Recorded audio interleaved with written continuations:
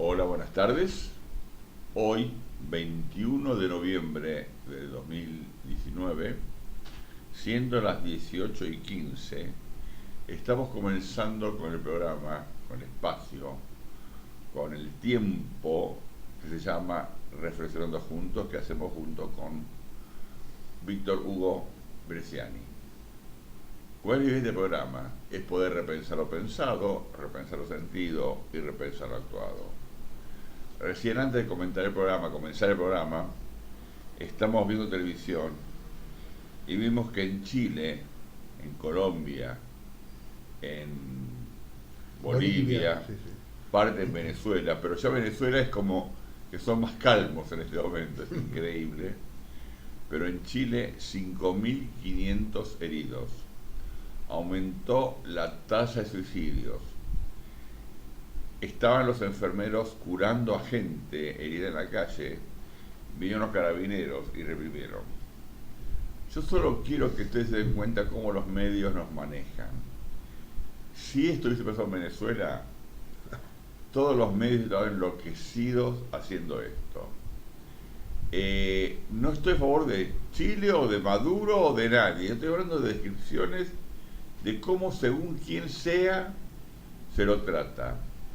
Lo que sí hay una famosa, que yo recibí materia de información de una socióloga y antropóloga argentina, pero que está radicada en varias partes del mundo, camina mucho y habló sobre Evo Morales y lo criticó bastante. Le digo, pues si quieren buscarlo, busquen, hay una conferencia. Es más, en este momento mi hija Abigail está en un congreso en México, de congreso sobre museología, y ella fue delegada por Rosario, por Argentina, por Museo Mar, y está justamente esta mujer hablando de, yo no me acuerdo el nombre, y a mí me llegó información de ella y yo decía, mira qué casualidad o qué lindo que podemos estar al mismo caso. Voy a dar el nombre exactamente ahora, para que lo busquen si quieren verlo.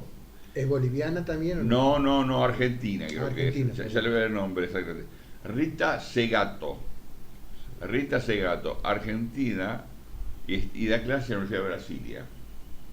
Y le da a Evo para que tenga, y le dice que es un machista, y habla de toda la actitud de Evo como aprovechador y abusador. Le comento para que si lo quieren ver, es una conferencia de una mina muy, muy capa, Rita Segato. Hay varias conferencias de esa mujer. Así que si quieren, búsquenlo, que tal vez les sea útil. Bien. ¿Cuál es la idea de este programa que hablamos antes? Repensar lo pensado, repensar lo sentido y repensar lo actuado.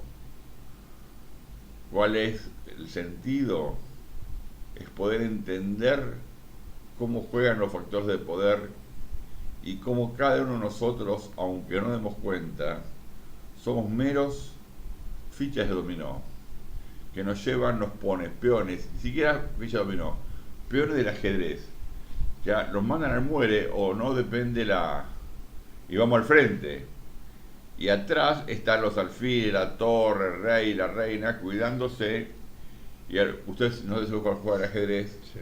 pero los peones son los que abren la brecha, pero van al muere. Así que antes de jugarse, de opinar, de definirse, puede haber sido material de todo tipo, más que nunca, más que nunca. Pro Fernández, anti Cristina, pro Cristina, anti Macri. No crean, miren, no compren, reflexionen. Y este programa es para eso, para repensar lo pensado, repensar lo sentido y repensar lo actuado. Con respecto al programa anterior, hemos hablado sobre el problema de América del Sur en nuestro país, como si no pasara nada. Y en ese momento era Chile y Bolivia y un poco Venezuela, y ahora ya se agregó Colombia. Es decir, estamos en un continente complicado. Estamos en un continente que quieren hacer un cuasi Medio Oriente, miren despacio y comparen. Y nos están llevando, lo único que nos falta ahora es pelearnos país con país. Ahora el problema es interno de cada país con cada uno de los ciudadanos. El tema es que falta ahora, como decía Freud, exportar lo malo para preservar lo bueno adentro. Entonces lo único que falta es que nos peleemos nosotros con los chilenos, o nosotros con los bolivianos, o nosotros con los venezolanos, o nosotros con los colombianos, o nosotros con los uruguayos. Cuídense, cuidado, no entremos en el juego de los poderosos, que cada uno lo único que intenta es manejarnos. Y la mejor forma de manejarnos es mostrarnos que los otros son malos y los que nos quieren ayudar son los buenos. La verdad, ningún dirigente de ningún país, me refiero en general, son salvadores de nadie. Nada. Es un momento muy difícil. Ayer estuve con una persona, mi consuegro, que vinieron de Israel, mayor que yo. Nació antes de la creación del Estado, nació en el 45, el Estado de Israel. El Estado de Israel nació en el 48. Y estuvo en la guerra. Estuvo en los kibutzim, en las granjas colectivas. Y realmente me contó experiencias interesantes. Voy a hablar de esto en un momento y voy a contar algunas experiencias y cómo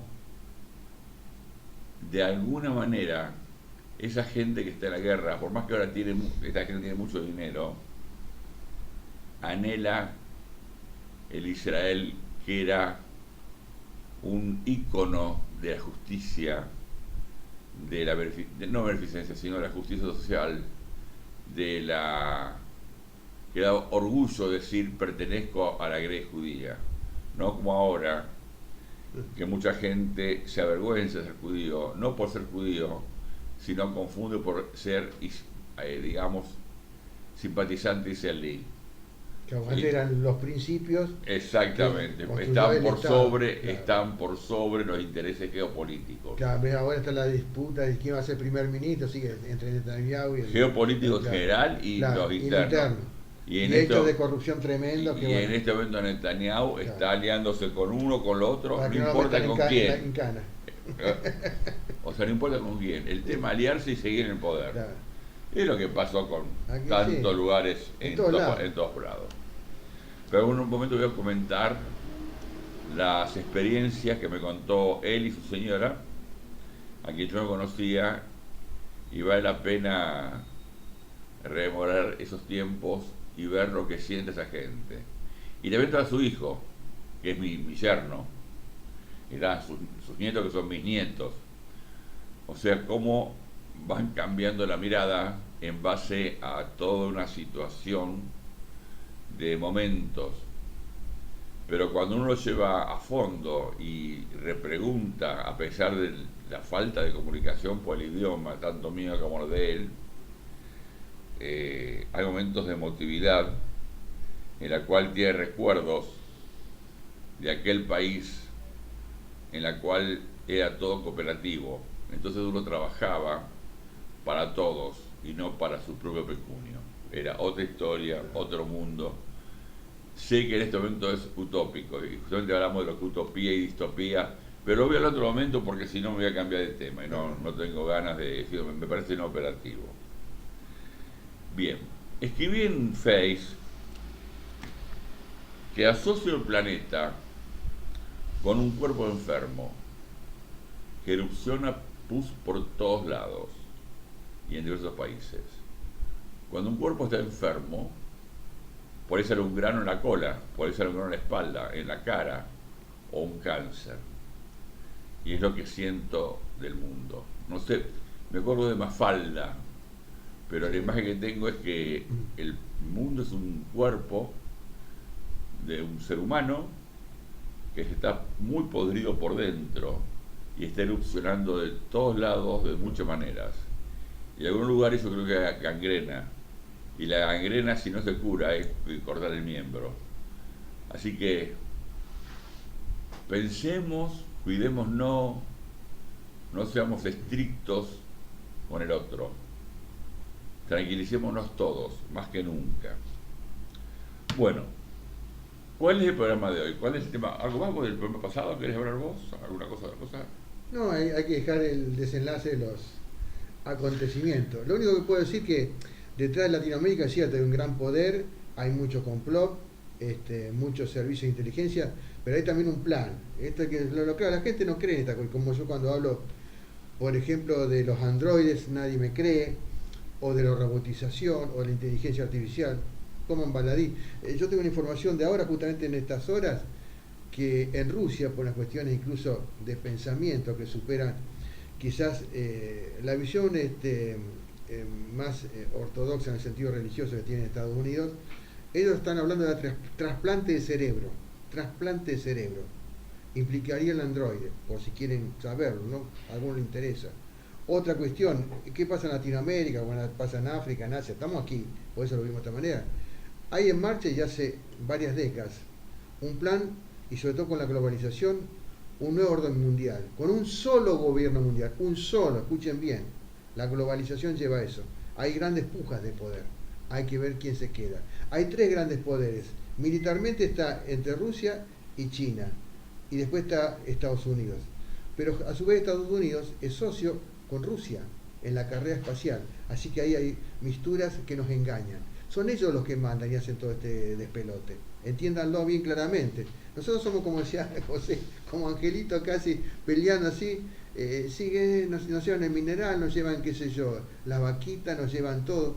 Sí, se quieren llevar todo. Se quieren llevar hasta el agua.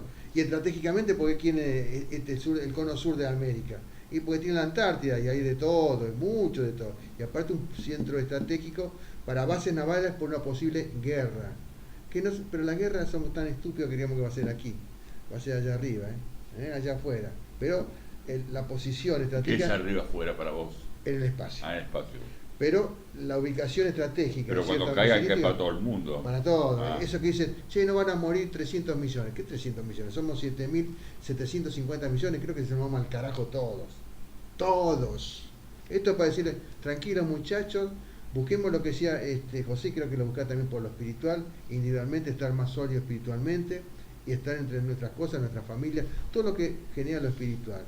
Lo otro sí, tomémoslo en cuenta, pero más bien para debatir, discutir, el conocimiento, pero en definitiva no va a tener sentido para nada, así le digo claramente. Como pasó en todos los momentos de la historia. La Ilustración pasó, Descartes pasó, aunque está, pero pasó, Adam Smith pasó, está, ahora aquí en Argentina lo ponemos en discusión, pero casi ni está. Nos estamos jodiendo entre nosotros, mientras, a pesar que algunos se llenen los bolsillos, eso van a terminar con el mismo calzoncillito que cuando eran chicos, o sin nada cuando se mueran, comido por los gusanos, como nosotros, que no tenemos un mango. Así que, muchachos, pensemos bien profundamente, tomemos una cosa simple, respetémosla espiritualmente. Eso es lo que quería decir en lo anterior. Bien. El programa de hoy va a ser hablar sobre las causas de la pobreza. Yo lo hice un poco a propósito de algunas cosas, escribí algo y veo como la gente entra en ciertos juegos intelectualoides. No digo intelectuales, dije intelectualoides. Puse, las causas de pobreza pueden ser individuales o sociales. Individuales, mucha gente dice que son pobres por ser vagos. Claro, le gusta la pobreza. Son pobres porque son vagos, tienen ocio, es como dirían los protestantes. Ese es el luteranismo. El luteranismo, exactamente.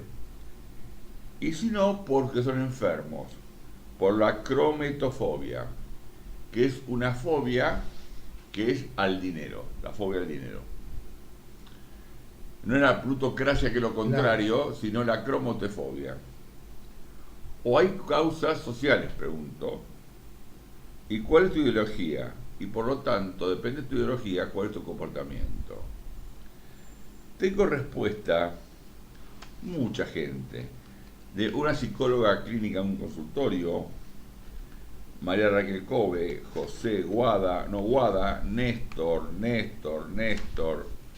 muchísimo, Mara psicóloga, Marcela, bueno, varios.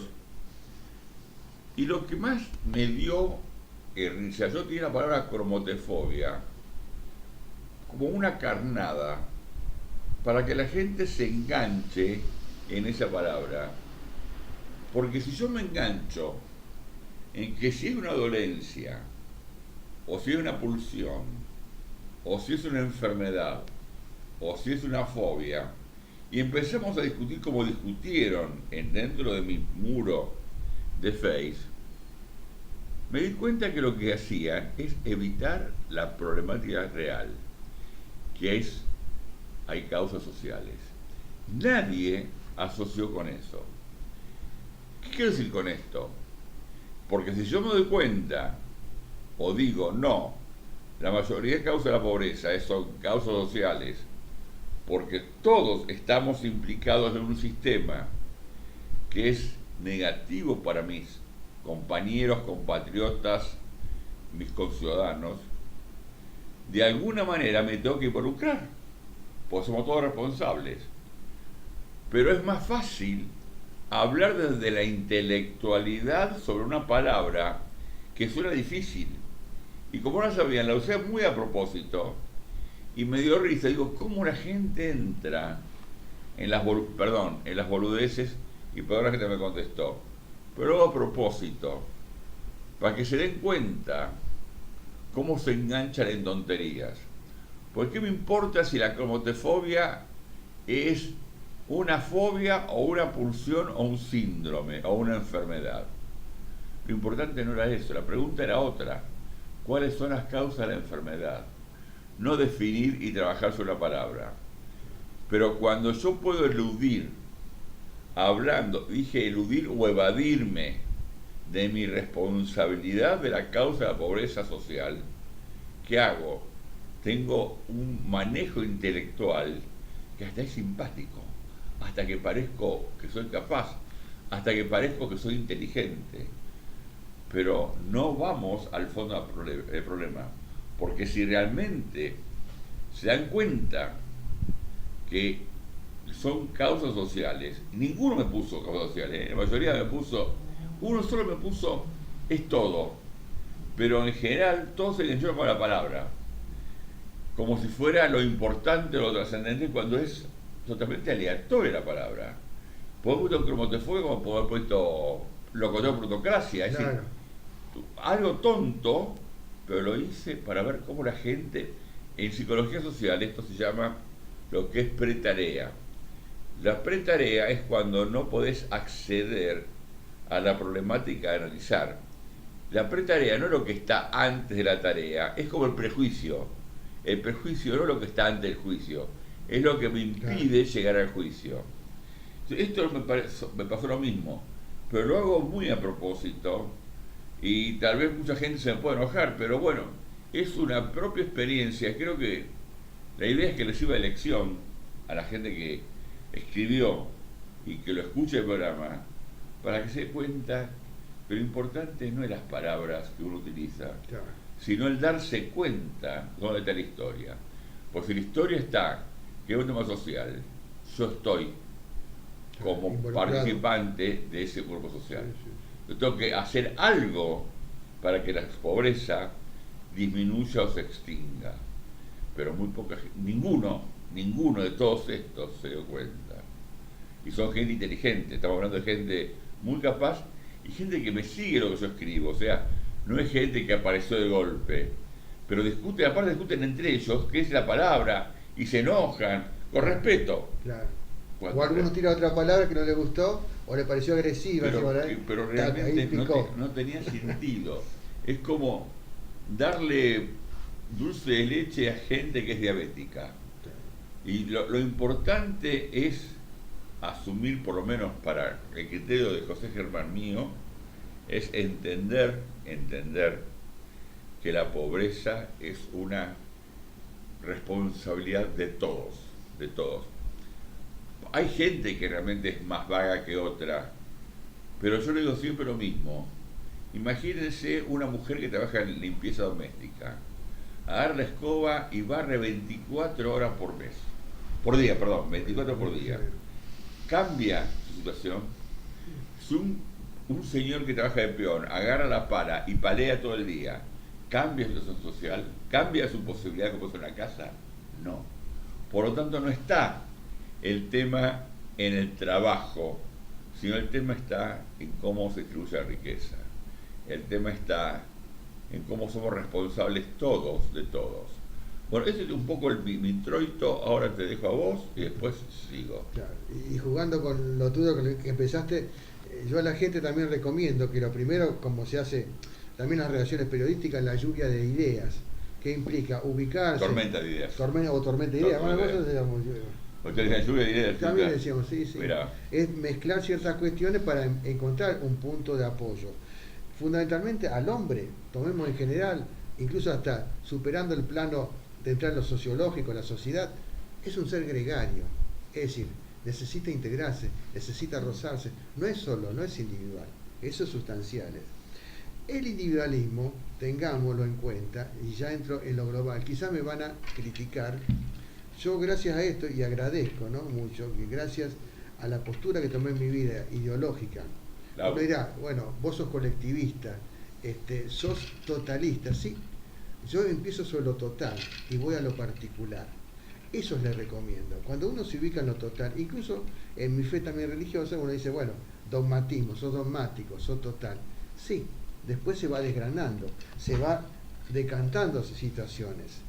Fíjense ustedes, en lo total, hablando de ideologías, en la ciencia económica, el primero de todo, ¿quién es? Del capitalismo. Adam Smith. Habla justamente de la riqueza de las naciones. ¿Pero él de qué habla? Y fíjense ustedes, ¿por qué piensan ustedes de tal manera? De esa manera, sí, bueno, ahí empiezo a empujar esto, lo mío. Porque él lo plantea desde el propio enriquecimiento o el bienestar personal para difundirlo en lo general. Pero eso es primario. Estamos hablando de los años 1670, en la época que ahora sí, la máquina a vapor. La teoría del derrame.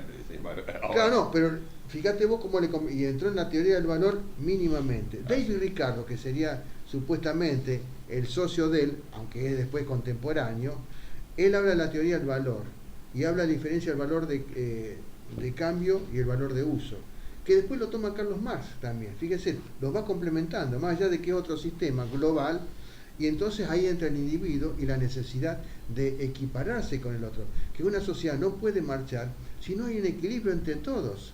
Ahí está el tema de la pobreza, que siempre en la acumulación de capital, que siempre en la teoría del valor, también está lo que siempre hablamos nosotros, la plusvalía, o eso que parece que sobra, pero eso cómo se redistribuye.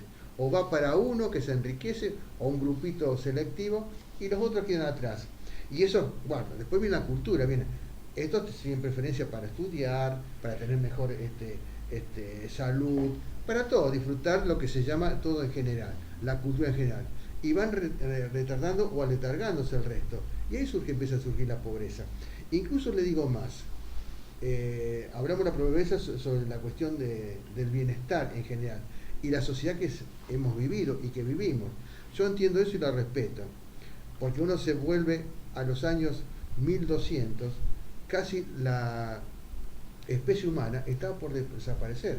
Acordate que en la época de las cruzadas, posterior cruzadas, por todas las contaminaciones, porque había el cólera, el agua no era purificada. La peste negra. La peste negra famosa. Sí, señor. Y hubo un peligro y hasta un temor en Europa, que era el centro del mundo, y bueno, ¿qué iba a pasar aquí?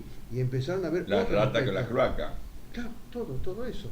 Empezó a cambiar y llegaba, vamos al año 1800, Napoleón Bonaparte fue uno de los grandes líderes en hacer la sanidad pública, fue uno de los grandes impulsores de la sanidad pública con grandes acueductos, un montón de innovaciones que traen desde el Imperio Romano, fíjense ustedes. El Imperio Romano era mucho más avanzado que ese oscurantismo que se vio durante la Edad Media en el mundo. Eso hay que tenerlo en cuenta, porque también hay una cierta pobreza desde el poder. Y yo digo que yo considero pobreza también la pobreza espiritual. Por eso a veces se piensa de determinada manera que están los pobres porque realmente o tienen un perfil y son vagos y son más quedados, no reclaman ante ese otro poder que los puede en cierta manera contener. Yo creo que en definitiva el control desde el poder es una cuestión de ordenamiento social. Pero ese ordenamiento, insisto, cuando yo hablo de lo total, debe contenerlos a todos. Hay diferencias. Aceptemos que en un sistema de vida como este capitalista somos diferentes. No nos vamos a tratar de imponer, es decir, un programa, de decir, bueno, vamos a hacerlo colectivista, vamos a hacerlo socialmente muy amplio, pero sí integrarnos. En definitiva, dar, como se dice siempre, posibilidad y oportunidad a todos.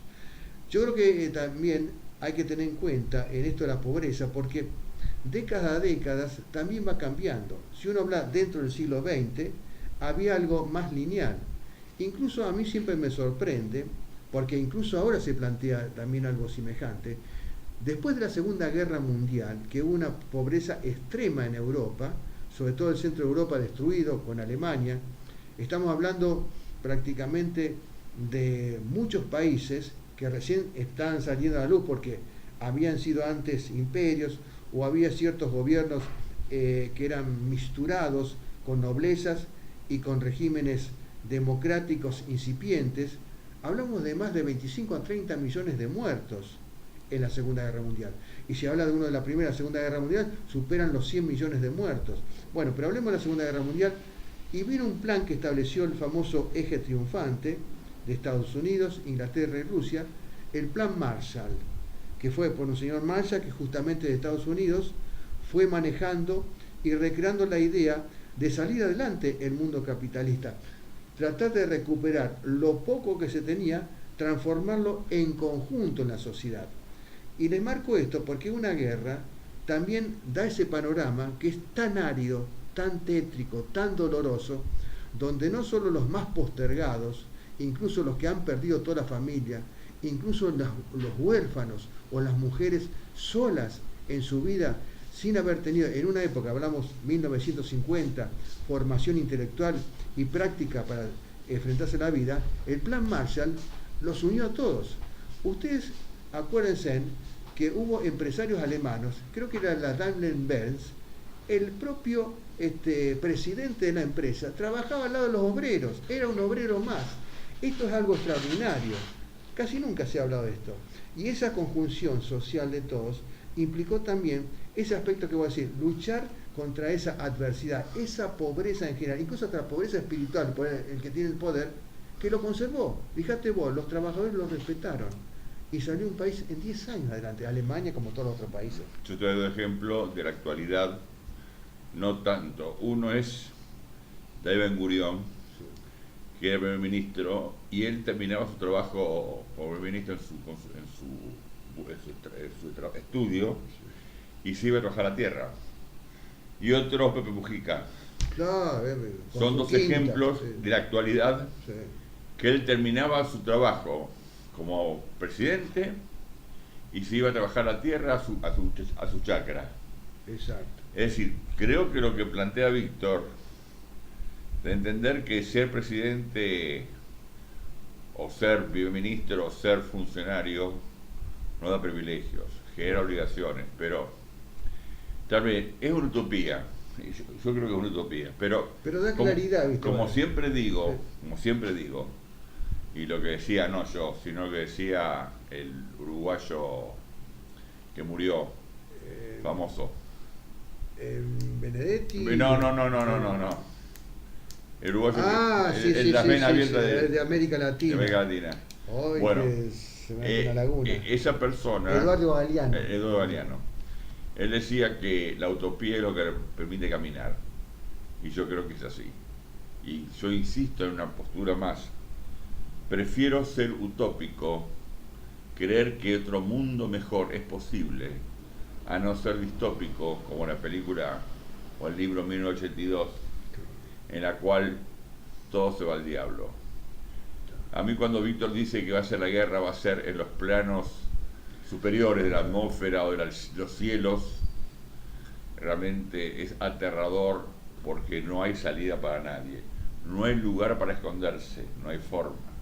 Yo puedo hacer un sótano atómico, antiatómico, pero la comida, el agua, energía. Yo no quiero tirar la otra porque la otra un poco en cierta medida no está bien pergeñado. Uno puede decir todavía esto, sí sabe.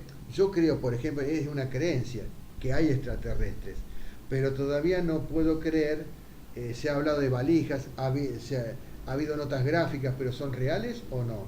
Una vez hubo un enviado, un supuesto enviado, con una valija que llevaba a Putin, fíjense ustedes, que era de un extraterrestre que le llevaba las condiciones para mantener en paz el mundo. ¿Será real? ¿Será mentira? Sí, ¿No está manipulando? Hay tantos fábulas con respecto a por esto. eso, digo, esas cosas fábulas. yo no puedo asegurar.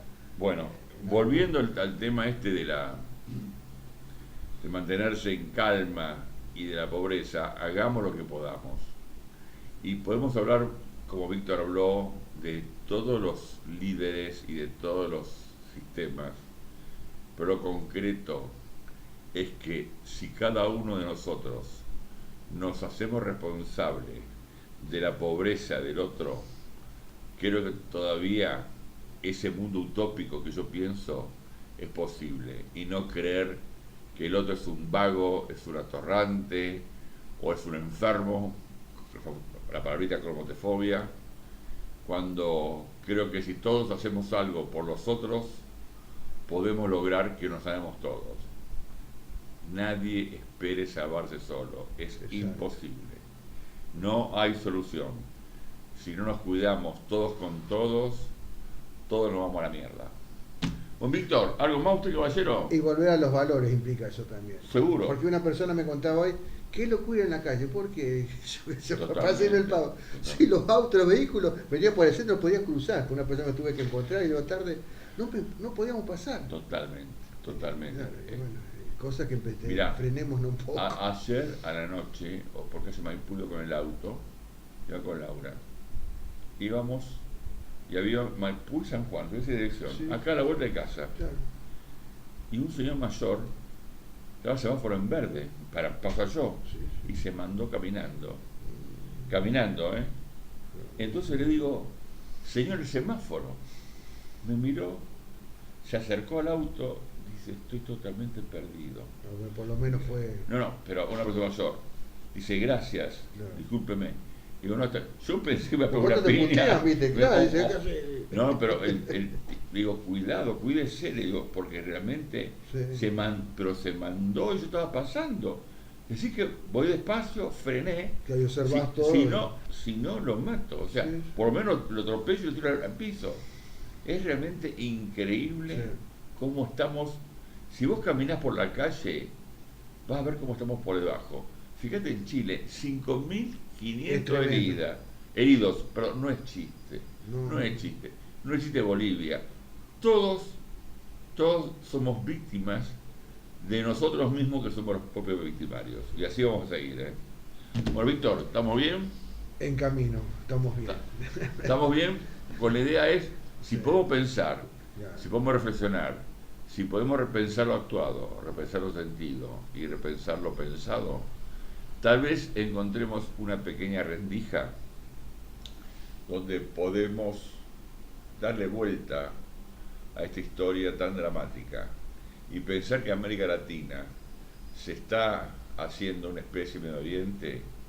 Ese era hasta hace 2 meses, era impensado, ¿o no? Hasta hace 2 meses, ¿eh? Exacto. 2 meses. Tenemos la única ventaja que no nos inventan un ébola o un HIV-Sida. Tenemos como en África. Yo no sé. Dejémoslo ahí. Yo no sé. Yo sé que hay virus, pero que los potencian, eso o la gripe aviar y demás, que son potenciadas, ¿viste? Bueno, gente, hasta el próximo encuentro. Gracias. Si quieren comunicar con nosotros, jgerman@fivertel.com.ar de mail, o por Facebook, mensaje público privado en Face, o si no a mi celu, WhatsApp, exclusivamente por escrito, no orales, 156-382-997.